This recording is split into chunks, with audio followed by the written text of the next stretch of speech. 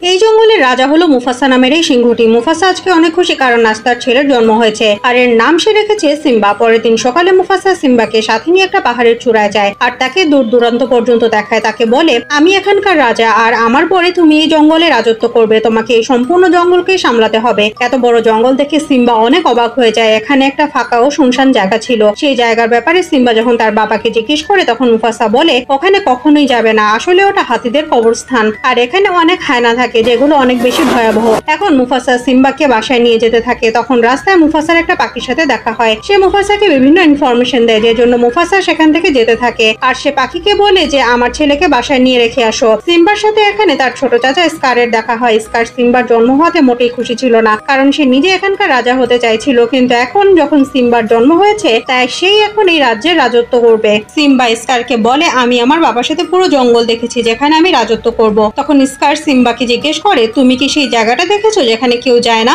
উত্তরে সিম্বা বলে, হ্যাঁ দেখেছি, কিন্তু বাবা সেখানে যেতে আমাকে নিষেধ করেছে। তখন স্কার সিম্বাকে বলে, আমরা সবাই সেখানে গিয়েছি, কিন্তু হয়তো তুমি সেখানে যেতে পারবে না কারণ তুমি ছোট আছো। এই কথাটা সিম্বার পছন্দ হয় না। এরপরে সে পাখিটার সাথে তার বাসায় চলে আসে, যেখানে তার বন্ধু নালা রয়েছে। নালা এবং সিম্বা খেলার জন্য সেখান থেকে চলে যায়। এরা দুজন খেলতে খেলতে নিজেদের বাসা থেকে অনেক দূরে চলে আসে। এখন এরা সেই জায়গায় চলে এসেছে যেখানে সেই ভয়াবহ জায়গাটা রয়েছে। আর এখানে সিম্বার বাবা তাকে আসতে নিষেধ করেছিল, কিন্তু সিম্বা সেখানে যেতে চায় আর সে প্রমাণ করতে চায় যে সে এখন আর ছোট নেই।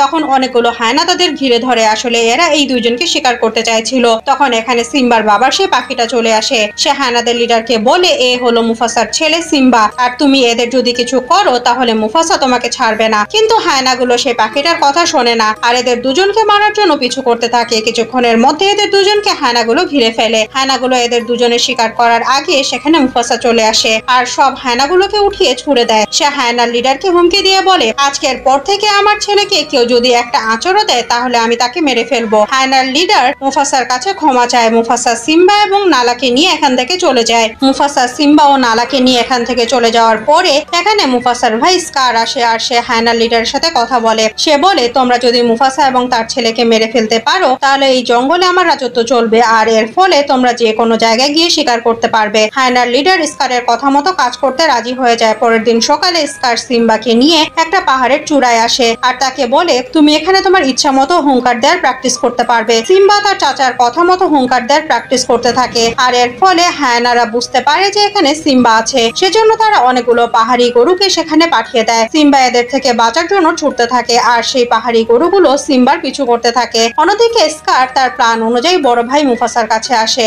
আর সে মুফাসাকে বলে যে সিম্বা পাহাড়ি গরুর দলের মাঝে ফেসে আছে। এটা শুনে মুফাসা তার ছেলেকে বাঁচানোর জন্য ছুটতে শুরু করে। এখন এখানে এসে মুফাসা দেখতে পায় যে তার ছেলে পাহাড়ি গরুদের দলের মাঝে ফেসে আছে। সিম্বা একটা শুকনা গাছের ডালের মধ্যে বসে আছে আর তাকে বাঁচানোর জন্য মুফাসা সেই গাছের ডাল পর্যন্ত চলে আসে। সে সিম্বাকে একটা কিনারে রেখে উপরে ওঠার চেষ্টা করে আর অনেক চেষ্টা করে সে উপরে উঠতে পারে, কিন্তু মুফাসা সম্পূর্ণভাবে উপরে ওঠার আগেই তার ছোট ভাই তাকে ধাক্কা দিয়ে নিচে ফেলে দেয়। সিম্বা তার বাবাকে নিচে পড়ে যেতে দেখে। যখন সবগুলো পাহাড়ি গরু সেখান থেকে চলে যায় তখন সিম্বা তার বাবার কাছে আসে। মুফাসা এখন মারা গেছে। সিম্বা সাহায্যের জন্য চিৎকার করে, কিন্তু এখানে আশেপাশে কেউই ছিল না। এখন কিছুক্ষণ পরে স্কার সেখানে চলে আসে আর সে সিম্বাকে বলে, তুমি তোমার বাবাকে মেরে ফেলেছো, তোমার জন্য তোমার বাবা মারা গেছে, এখন তুমি তোমার মাকে কি উত্তর দেবে? সবাই এটা মনে করবে যে রাজা হওয়ার জন্য তুমি তোমার বাবাকে মেরে ফেলেছো। সিম্বা এটা শুনে ভয় পেয়ে যায়। সে স্কারকে জিজ্ঞেস করে, আমার তাহলে এখন কি করতে হবে? তখন স্কার বলে, তুমি এখান থেকে অনেক দূরে চলে যাও। সিম্বার কাছে এটাই ঠিক মনে হয় তাই সে এখান থেকে চলে যায়।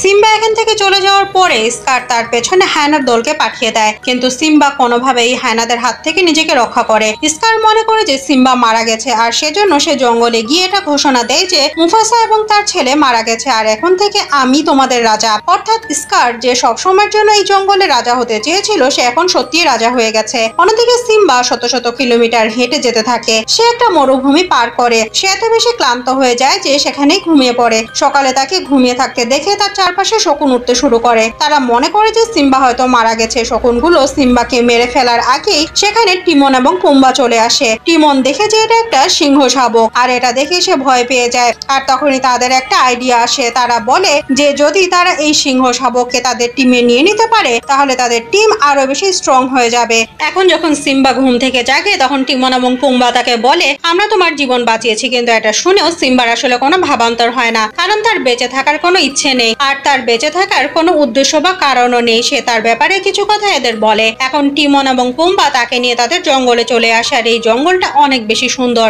এখানে সব পশুরা সিম্বাকে দেখে ভয় পেয়ে যায়। তারা টিমন এবং পুম্বাকে বলে, তোমরা একটা সিংহকে কেন এই জঙ্গলে নিয়ে এসেছো? এ যখন বড় হবে তখন আমাদের সবাইকে খেয়ে ফেলবে। কিন্তু টিমন এবং পুম্বা বলে যে এরকম কিছুই হবে না। ধীরে ধীরে সময় কাটতে থাকে আর এখন সিম্বা অনেক বড় হয়ে গেছে। অন্যদিকে সিম্বার আসল বাড়ি দেখানো হয়, যেখানে এখন স্কার রাজত্ব করছে। আর এখানে হায়নাগুলো নিজেদের ইচ্ছা মতো শিকার করে, কিন্তু তাদের কন্ট্রোল করার মতো এখানে কেউ নেই। নালাও এখন বড় হয়ে গেছে। সে সিম্বার মাকে বলে আমাদের এখন এখান থেকে চলে যাওয়া উচিত, কিন্তু সিম্বার মা বলে না, এটা আমাদের নিজেদের বাড়ি, আমরা এই জায়গা ছেড়ে যেতে পারি না।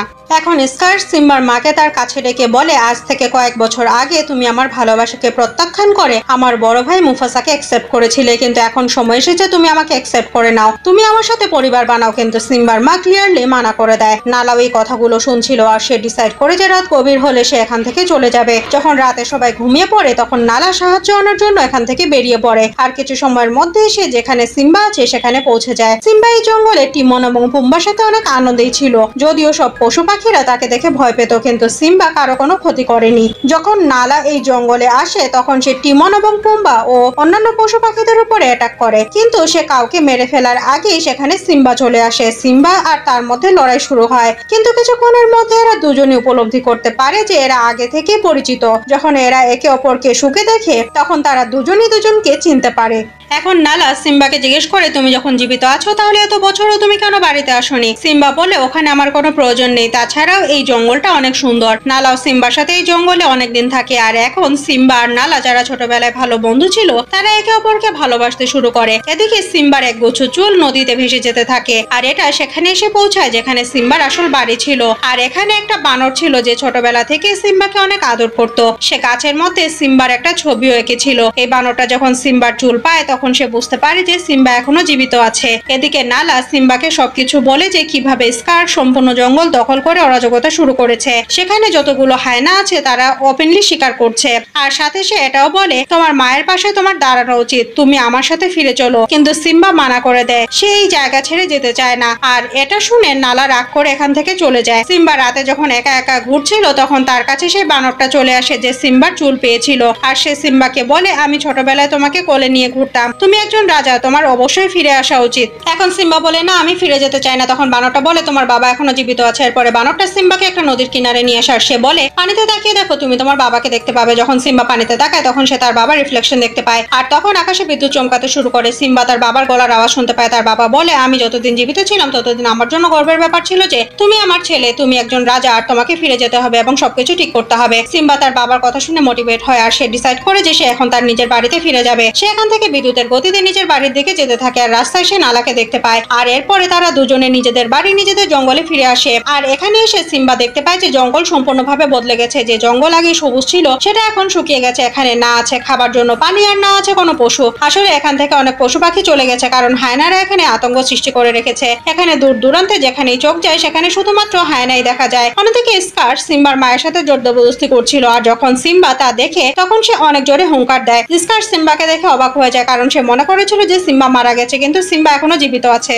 এখন সিম্বার মা তাকে দেখে অনেক খুশি হয়। আর এখানে যতগুলো জানোয়ার ছিল তারা সবাই সিম্বার পক্ষে চলে আসে। অন্যদিকে স্কার এবং তার হায়নারা ছিল। এখন স্কার সিম্বাকে বলে, তুমি তোমার বাবাকে মেরেছিলে। তখন সিম্বা বলে, আমি আমার বাবাকে কখনোই মারিনি, আর এটা শুধুমাত্র একটা অ্যাক্সিডেন্ট ছিল। এখন সিম্বা এবং স্কার দুজনে ফাইট করার জন্য রেডি হয়। এখানে স্কার সিম্বাকে একটা পাহাড়ের চূড়ার কিনার পর্যন্ত নিয়ে আসে। সিম্বা নিচে পড়ে যাচ্ছিল আর সে পাথর ধরে ঝুলতে থাকে, ঠিক সেভাবে যেরকম করে তার বাবা আজ থেকে কয়েক বছর আগে ঝুলেছিল। আর তখনই আকাশে বিদ্যুৎ চমকায় এবং নিচে গাছে আগুন লেগে যায়। তখন স্কার সিম্বাকে বলে, আরে এই দৃশ্যটা আমি এর আগেও দেখেছি। আসলে কয়েক বছর আগে যখন তোমার বাবা এভাবে পাহাড়ের চূড়া থেকে ঝুলছিল তখন আমি তাকে নিচে ধাক্কা দিয়েছিলাম, আর যে জন্য সে মারা গিয়েছে। এখন সিম্বা বুঝতে পারে যে তার বাবাকে আর কেউ নয় বরং তার চাচা স্কার মেরেছে। আর সে স্কারের ঘাড় ধরে আবারও উপরে উঠে আসে। আর এখন এদের মধ্যে ফাইট শুরু হয়ে যায়। অন্যদিকে সব হায়নাদের সাথে সিম্বার বাকি সাথীরা ফাইট করে। এরা সবাই হায়নাদের পরাস্ত করে দেয়। আর এটা দেখে স্কার সেখান থেকে পালিয়ে একটা পাহাড়ের চূড়ায় উঠে যায়। এখানে চারপাশে আগুন জ্বলছে আর এখান থেকে পালানোর কোনো উপায় নেই। এখন সিম্বাও এখানে চলে এসেছে। এখন স্কার রিয়েলাইজ করে যে তার খেলা এখানে শেষ, কিন্তু তারপরেও শেষ চেষ্টা করে আর সব দোষ হায়নার উপরে দিয়ে দেয়। আর সে বলে যে এই সবকিছু হায়নারা করেছে। সিম্বা বলে তুমি শুধু আমার বাবা আমাকে বা এই জঙ্গলের সাথে বিশ্বাসঘাতকতা করোনি, তুমি হায়নাদের সাথে বিশ্বাসঘাতকতা করেছো, কিন্তু আমি তোমার মতো নেই, আমি তোমাকে মারবো না, তুমি এখান থেকে যেতে পারো। কিন্তু স্কার এখনো রাজত্ব করতে চায়, তাই সে সিম্বার চোখে জ্বলন্ত কয়লা ছুড়ে দেয় এবং সিম্বাকে অ্যাটাক করে। কিন্তু সিম্বা এখানে নিজেকে সামলে ফাইট ব্যাক করে। সিম্বা ইয়াং এবং শক্তিশালী, সেজন্য বৃদ্ধ ও দুর্বল স্কার তার সামনে টিকতে পারে না আর সে পাহাড়ের চূড়া থেকে নিচে পড়ে যেতে থাকে, কিন্তু সিম্বা তাকে বাঁচিয়ে নেয় আর সে সেখান থেকে চলে যায়। কিন্তু এখানে যতগুলো হায়না ছিল তারা স্কারকে বলে তুমি আমাদের সাথে বিশ্বাসঘাতকতা করেছো, আর এটা বলে সব হায়নারা স্কারকে অ্যাটাক করে আর তাকে মেরে ফেলে। এখন এখানে বৃষ্টি শুরু হয়ে যায়, যে জন্য আগুন নিভে যায় আর কিছু মাসের মধ্যে জঙ্গল আবারও আগের মতো সবুজে সবুজে ভরে যায়। সব ধরনের পশুরা ফিরে আসে আর সিম্বা এখানকার রাজা হয়ে গেছে। সিম্বা এখন নালাকে বিয়ে করেছে আর কিছুদিনের মধ্যে ওদের একটা ছেলেও হয়, যাকে সেই বানরটা সেভাবেই সবাইকে দেখায় যেভাবে আজ থেকে কয়েক বছর আগে সিম্বাকে দেখিয়েছিল। আর এর সাথেই অসম্ভব সুন্দর সিনেমাটা এখানে শেষ হয়ে যায়।